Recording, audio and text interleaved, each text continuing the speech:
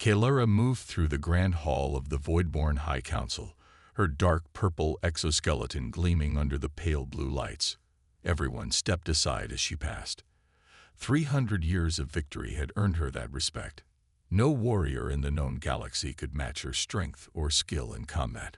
The council members waited for her, their long limbs folded in the formal position of honor. Elder Zorak, the oldest of the Voidborn leaders, extended his front appendages in greeting. Champion Kalara, we have summoned you because a new species has entered our territory, Zorak said, his voice like stones grinding together. Kalara tilted her head, the traditional sign of interest among her kind. Tell me of these newcomers, Elder. The main screen lit up, showing a vessel unlike any Kalara had seen before. It was smooth and white, with strange markings on its side. They call themselves humans. They come from a planet called Earth in a system far from our borders, said Zorak. Their ship entered our space 3 cycles ago. They claim to seek peaceful contact.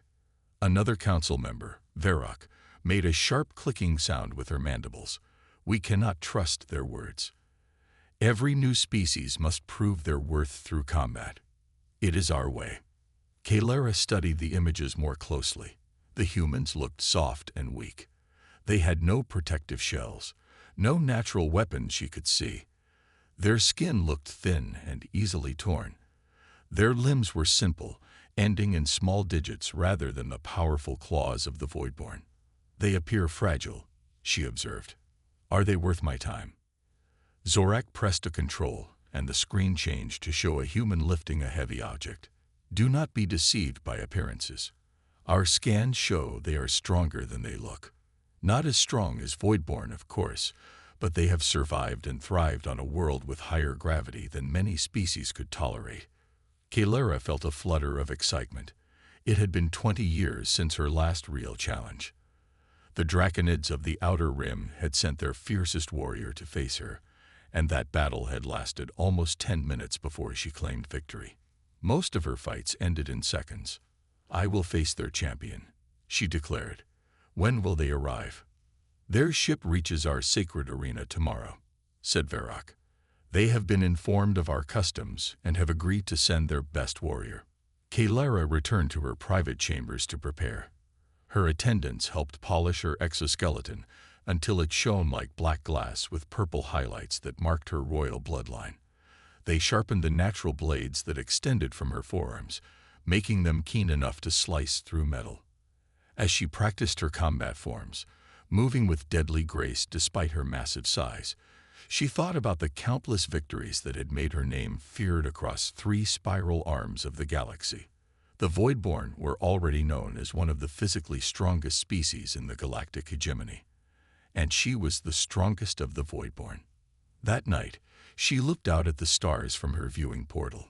Somewhere out there, a human was also preparing to fight. The thought almost made her feel sorry for them. Their ship would leave with 1 fewer crew member tomorrow. As dawn broke over the Voidborn homeworld, news of the coming battle spread. Thousands gathered at the orbital arena, eager to watch their champion defeat yet another alien challenger.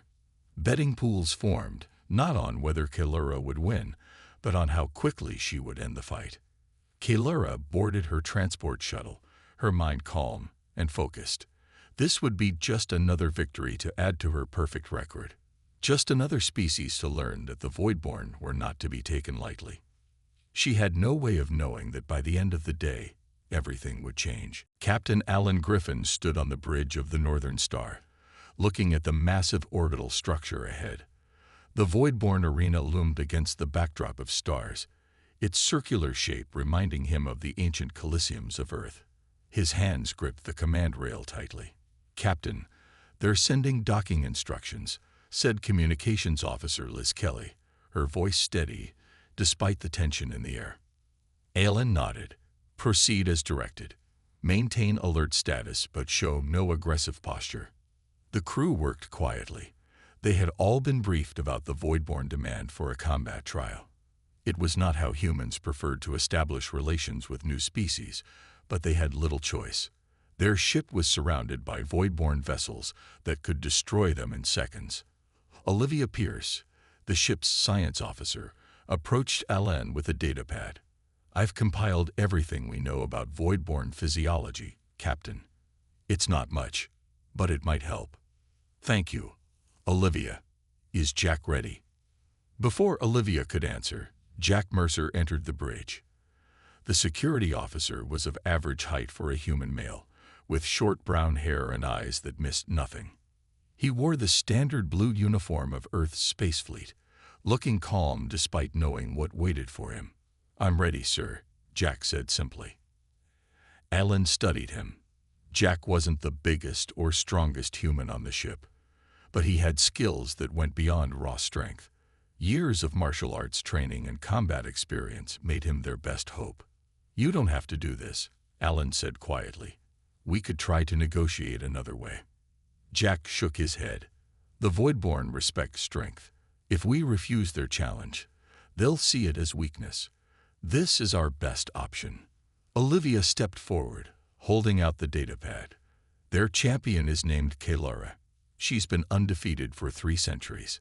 She showed Jack images of a towering Voidborn, with gleaming purple-black armor-like skin and razor-sharp extensions at the joints. "She's big," Jack said, studying the images carefully. 7 feet tall, at least 3 times your weight," Olivia confirmed. "But there are weak points in her natural armor." She pointed to specific areas on the image. "Here, between the neck plates. Here, between the eye ridges. And here, the breathing chamber in the abdomen." Jack committed each spot to memory. "What about their fighting style?" "Direct. Powerful. They don't see combat as an art. It's just about crushing the opponent as quickly as possible," Olivia explained. The ship shuddered slightly as it docked with the Voidborn arena. A chime sounded, indicating that the airlocks had connected successfully. "It's time," Alan said. He addressed the entire bridge crew. "While Officer Mercer represents us in the arena, I want all systems monitored. If anything seems wrong, be ready to act." They walked together to the airlock, where a delegation of 4 Voidborn warriors waited. Each stood nearly 7 feet tall, their exoskeletons gleaming under the lights. Their multiple eyes studied the humans with cold curiosity. The tallest Voidborn stepped forward. "I am Varek, council member. You will follow me to the preparation area." The translation device at her throat made her words sound flat and mechanical. Jack gave a small nod to Captain Griffin and followed the aliens. The corridor they walked through was tall and wide, designed for beings larger than humans. The walls were carved with scenes of combat, Voidborn warriors defeating various alien species. They arrived at a small chamber where Jack was told to wait. One wall was transparent, offering a view of the arena beyond. Thousands of Voidborn filled the seating areas, clicking their mandibles in excitement. "Your opponent approaches," Varrock said, pointing across the arena. Jack watched as Kalara entered from the opposite side.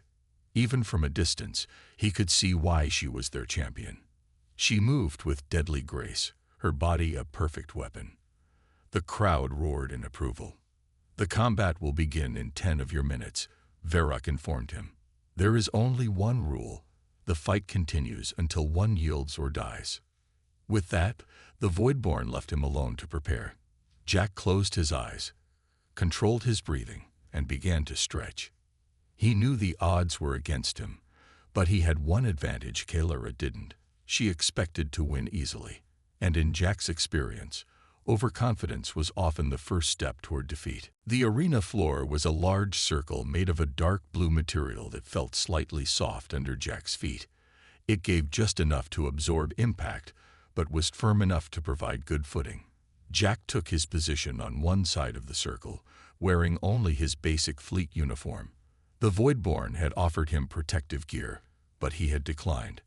Extra weight would slow him down, and speed would be his only advantage. Across the arena, Kalara performed a series of stretching movements that showed off her impressive reach.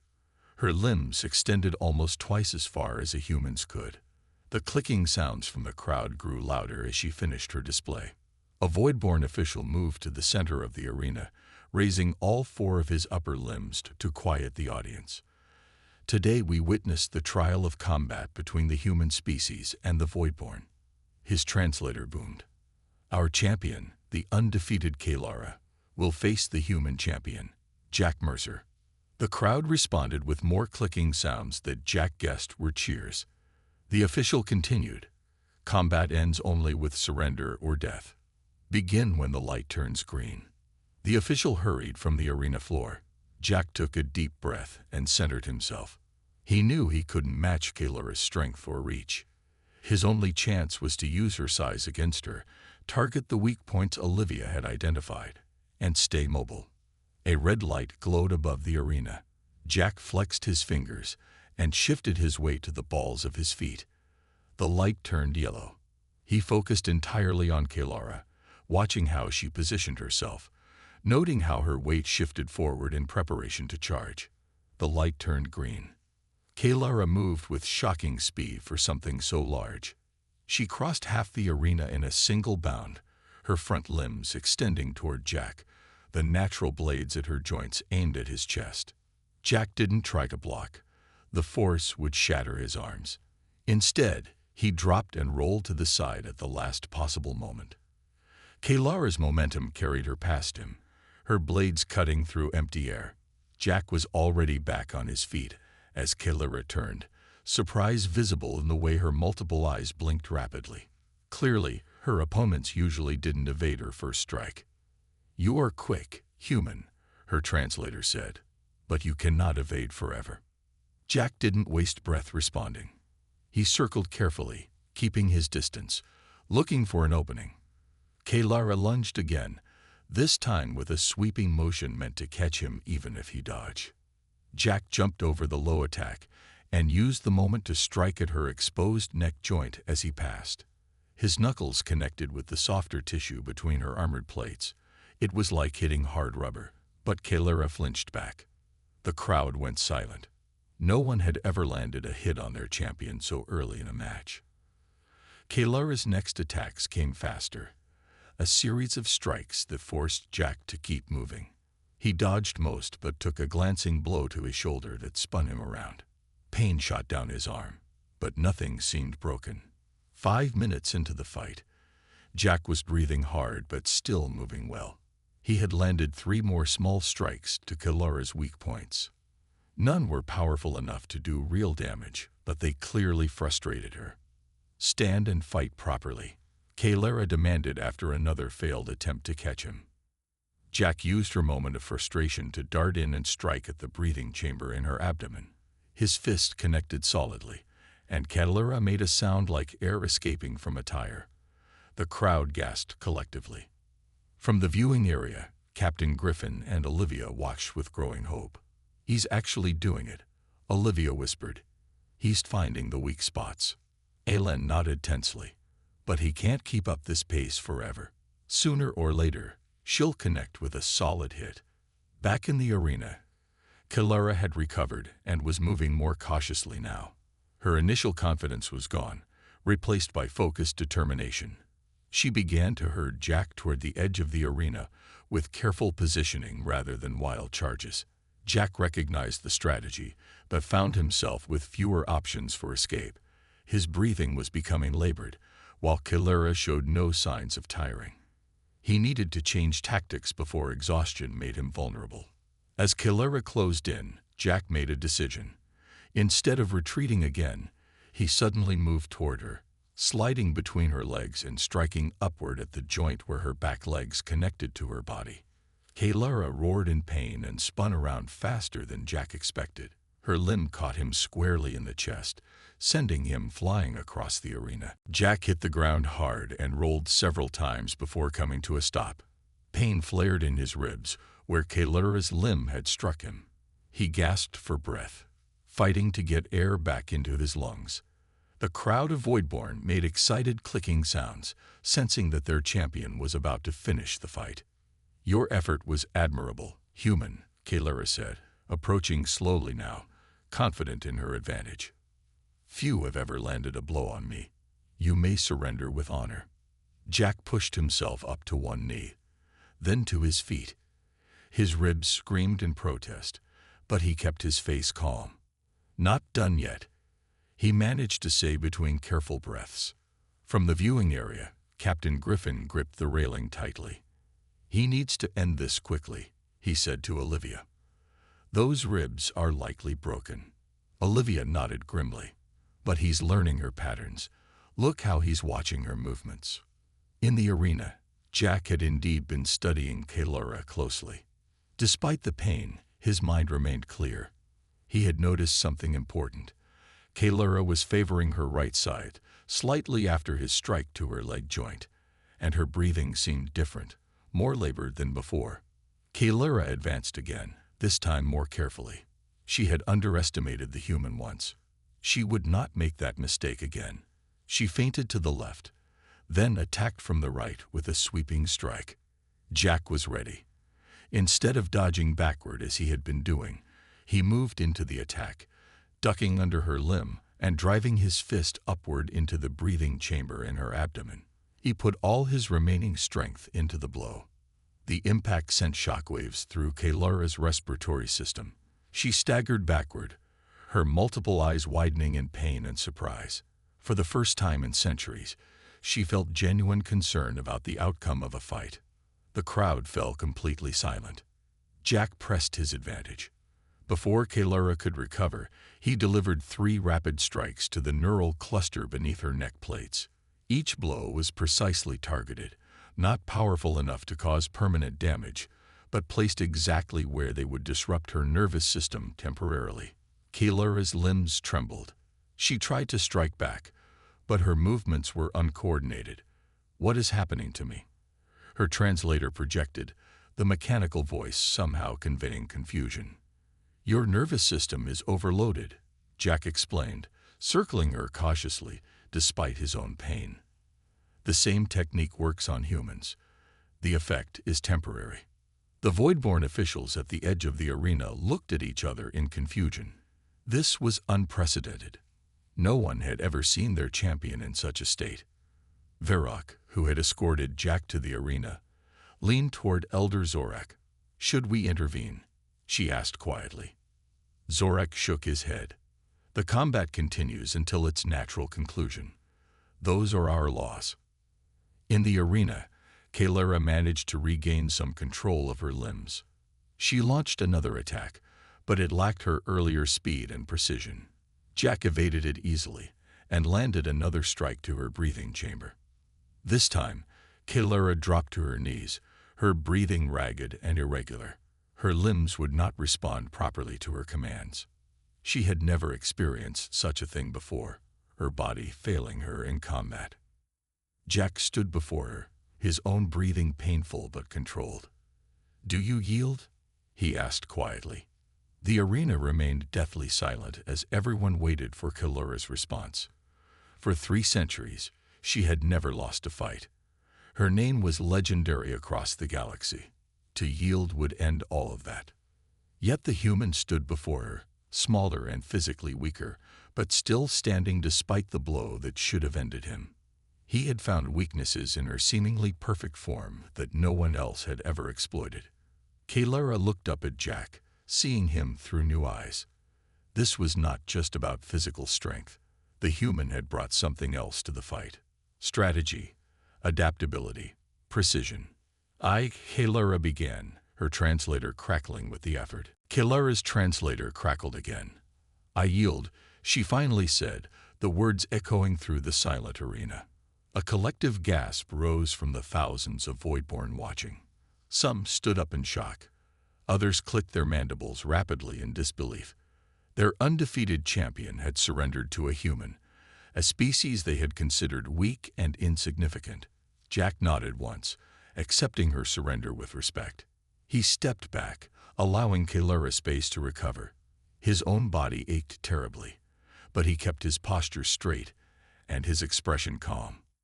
The arena official rushed forward, clearly unsure how to handle this unexpected outcome. "The combat is concluded," his translator announced after a moment of confusion. "The human champion is victorious." The words sounded strange to everyone present. For centuries, These announcements had always ended with Kaylura being declared the winner. In the viewing area, the human crew of the Northern Star erupted in cheers. Captain Griffin allowed himself a small smile of relief. Olivia clapped her hands together, beaming with pride. "He did it," Olivia said. "I can't believe he actually did it."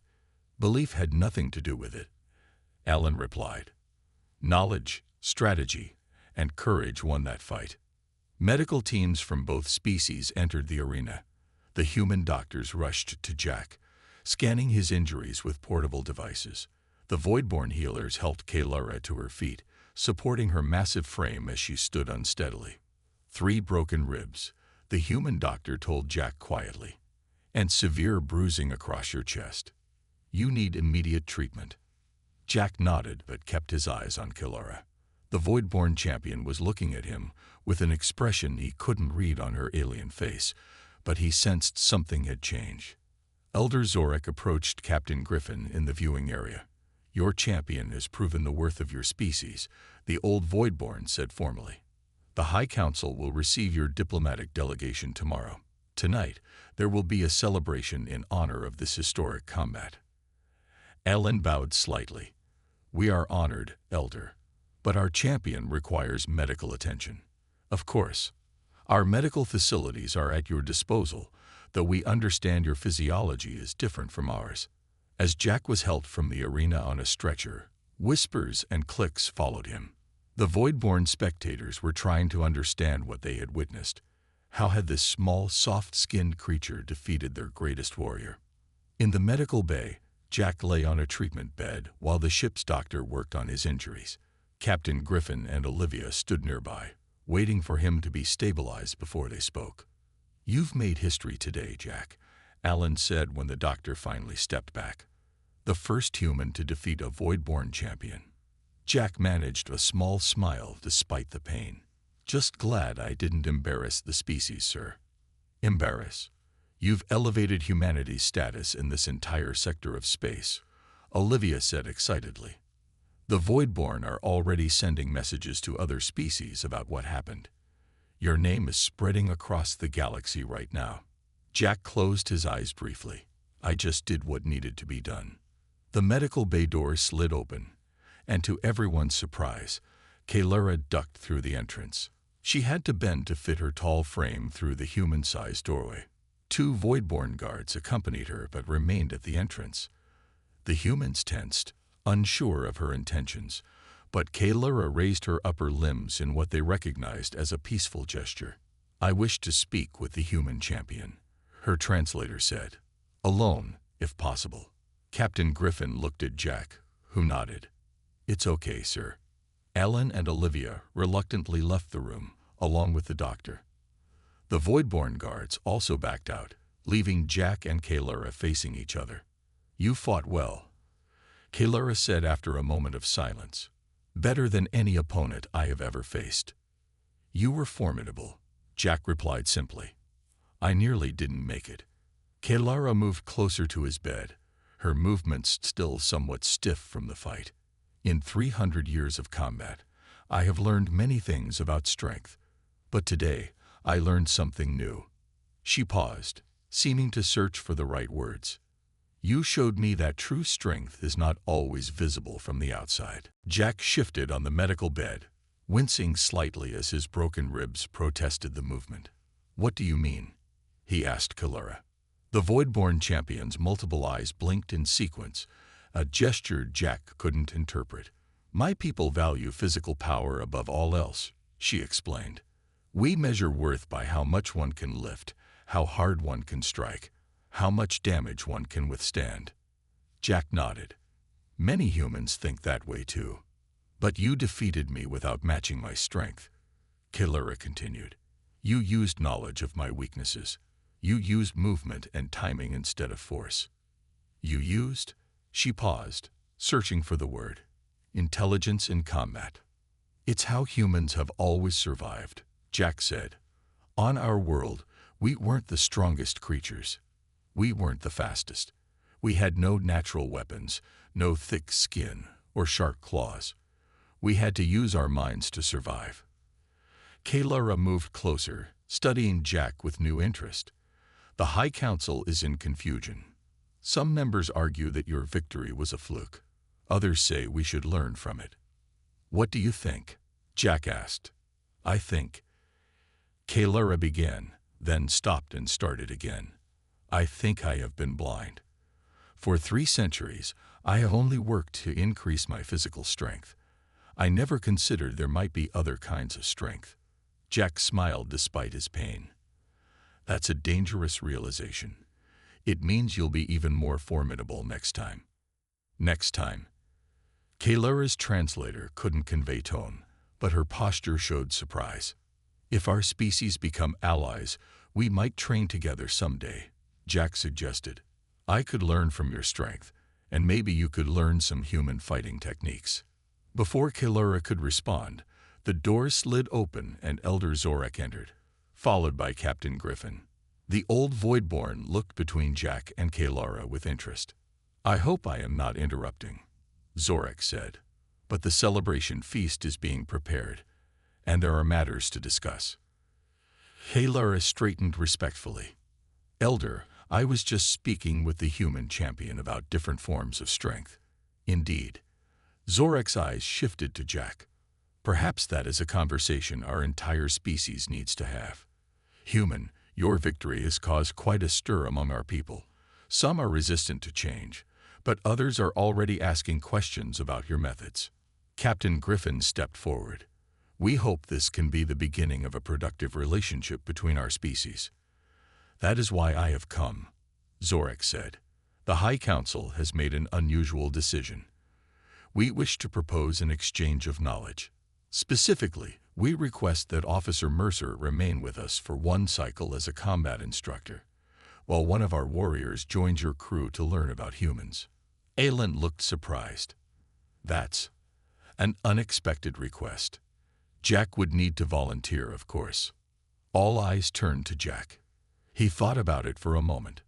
Teaching Voidborn warriors would be challenging, but it could establish a unique bond between their species. I'm willing, sir, Jack said finally, if the doctor clears me for duty once I'd healed. Zorak made a gesture that might have been approval. Excellent. And as for our representative, he turned to Kaylura. Our greatest champion has requested the honor. Now it was Jack's turn to be surprised. He looked at Kaylura, who inclined her head slightly. You defeated me fairly, she said to Jack. In our culture that creates a bond.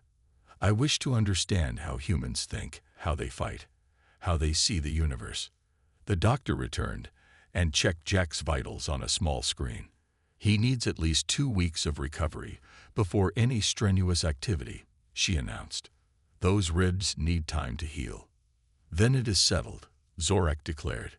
When Officer Mercer has recovered, he will begin training sessions with our warriors, and Kaylura will join your crew to learn your ways. Captain Griffin nodded slowly. I'll need to inform Earth Command, but I believe they'll approve. This kind of cultural exchange is exactly what we hope for when meeting new species. Kaylura moved to stand beside Zorak. Until then, there is the celebration feast. Even injured, the human champion should attend, if only briefly.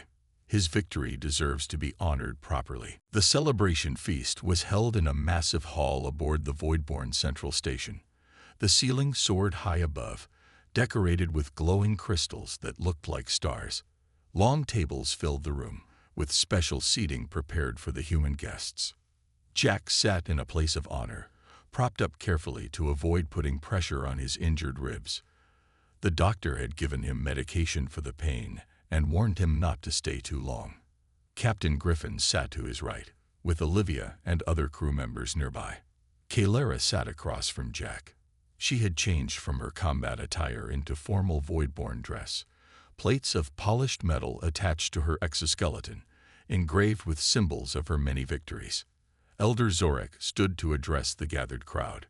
Today marks a historic moment for the Voidborn, his translator projected. For the first time in 3 centuries, our champion has met her equal in combat. Murmurs and clicks spread through the hall. Some Voidborn still seemed unhappy about the outcome, but most appeared curious about the humans. The human champion has shown us that strength takes many forms, Zorak continued. This is a lesson we would do well to learn. Therefore, I am pleased to announce that Officer Jack Mercer will stay with us for one cycle to teach our warriors, while Champion Kalara will join the human vessel to learn their ways. More clicks and murmurs followed this announcement. Jack noticed some Voidborn warriors watching him with what seemed like respect, while others looked skeptical. The feast began. Servers brought different foods for the humans and Voidborn, as their dietary needs were very different. Jack sampled a sweet, purple fruit that Olivia had analyzed and declared safe for human consumption. "How are you feeling?" Captain Griffin asked Jack quietly. "Sore, but the medication helps," Jack replied. "I'm more concerned about the training I'm supposed to provide. How do I teach fighting techniques designed for humans to beings 3 times our size and strength?" Ellen smiled. "That's why you're staying and not me. You'll figure it out." Across the table, Kalara was listening to Olivia explain human customs. The Voidborn champion seemed fascinated by everything about humans. "Your species has many fighting styles?" Kalara asked when there was a pause in Olivia's explanation. Jack nodded. "Hundreds, from all over Earth. Some focus on striking, others on grappling. Some use weapons, others only the body. And you know all of these?" "No, just a few. I studied several Asian martial arts. Those are fighting styles from specific regions of our world, plus military combat training." Kalara's multiple eyes blinked in that sequential pattern again. Voidborn have only one combat style: maximum force, directly applied. It has always been effective, until today. A young Voidborn warrior approached their table and bowed to Kalara. "Champion, forgive the interruption. Many of us are wondering, will you lose your title because of this defeat?" The table went quiet. Jack realized this might be a sensitive question. Kalara sat straighter. "No, the title of champion is not just about being undefeated. It is about representing the best qualities of our species. I believe I can do that better now, having learned this lesson in humility." The young warrior seemed satisfied with this answer and moved away. Kalara turned back to Jack. "When you train our warriors, what will you teach them first?" Jack considered the question carefully. Probably that winning isn't always about who hits hardest. Sometimes it's about who can take a hit and keep fighting. Kalara nodded slowly. "A concept many Voidborn will struggle to accept. We are not accustomed to being hit at all." As the feast continued, representatives from other alien species approached to meet Jack. Word had spread quickly about the human who defeated the legendary Voidborn champion. Some seemed merely curious, others clearly reassessing the potential threat or alliance value of humans. By the time the doctor insisted Jack return to the medical bay for rest, he had met beings from 12 different worlds, each with their own reaction to his victory. Some offered alliance, others seemed concerned, but all looked at humans with new eyes. As he was helped from the hall, Jack glanced back at Kalara, who was watching him leave. Their eyes met across the distance, and the Voidborn champion gave him a gesture that he somehow knew meant respect. 2 weeks later, Jack stood in a large training room on the Voidborn station. His ribs had healed enough for light activity, though the doctor still monitored him closely. 20 Voidborn warriors stood before him, including some of their most elite fighters. All were at least a foot taller than Jack and 3 times his weight. "Today we begin learning a different approach to combat," Jack announced, his words translated for the Voidborn. "We will start with the concept of using an opponent's strength against them." One large Voidborn stepped forward. "How can the weak defeat the strong? It defies natural law." Jack smiled. "It only seems that way. Let me demonstrate." He beckoned to the warrior. "Attack me, but slowly so I can show the technique." The warrior lunged forward with a deliberately slowed strike. Jack stepped to the side, placed his hands on the Voidborn's arm, and used the momentum to direct the much larger fighter past him. With a simple shift of balance, the warrior stumbled forward, off balance. Clicks of surprise came from the watching Voidborn. Your size and strength are advantages, Jack explained, but they can become disadvantages if your opponent knows how to use them against you. For the next hour, Jack demonstrated basic techniques, adapting human martial arts to voidborn physiology. By the end, several warriors had begun to grasp the concepts, executing simple moves with growing confidence. Across the station, in a conference room with large windows overlooking space, Captain Griffin and Elder Zorak finalized the details of the first official treaty between humans and Voidborn. Your people have surprised us, Zorak admitted. We had judged you as physically inferior and therefore not worthy of serious consideration as allies. Alan nodded. A common mistake. Throughout our history, humans have often been underestimated. A mistake we will not make again, Zorak said firmly. Your officer Mercer has already begun changing how our warriors think about combat. And Kaylura reports that she is learning much about human culture and tactics. She's an excellent student, Alan confirmed. My crew was wary at first, but she's made real efforts to understand us. On board the Northern Star, Kaylura sat in the ship's library with Olivia. The space had been modified to accommodate her large frame. On a screen before them played videos of human martial arts competitions from Earth. This small human defeats the larger one consistently, Kaylura observed, watching a judo match, just as Jack defeated me. Olivia nodded. Size and strength matter, but technique can overcome them. That's what makes human martial arts so effective. They were developed by people who needed to fight stronger opponents. My people have never needed such techniques before, Kaylura said thoughtfully. We were always the strongest in any encounter. Until humans, Olivia pointed out. Until humans, Kaylura agreed. It is humbling, but also exciting. I feel as though I am learning to fight all over again, seeing combat through new eyes. The next day, representatives from 12 species gathered to witness the signing of the Human Voidborn Treaty. Such an alliance between a physically dominant species like the Voidborn and the seemingly weaker humans caused great interest throughout the sector. Jack stood with his captain, watching as Zorak and Alan signed the document. Kaylura stood nearby, her posture proud but different somehow, more thoughtful, less aggressive. What happens next? Jack asked Captain Griffin quietly. Earth has approved your extended stay here as an instructor, Alan replied. And Kaylura will continue with us for the full exchange period. After that, who knows? We've opened a door that can't be closed. As the ceremony concluded, Kaylura approached Jack. I have been thinking about our combat, she said. For 3 centuries, I believed I was invincible because of what I was. You showed me that true strength comes from what we learn and how we adapt. Jack smiled. That's the most important lesson I could teach. News of the alliance spread quickly across the galaxy. Species that had dismissed humans as insignificant now sent diplomatic requests to Earth. The story of how one human defeated the legendary Voidborn champion became a popular tale told in gathering places throughout the sector. And in training rooms on both Earth and the Voidborn homeworld, warriors of both species began learning from each other, combining raw power with technique and strategy to create something new, a fighting style that honored the strengths of both.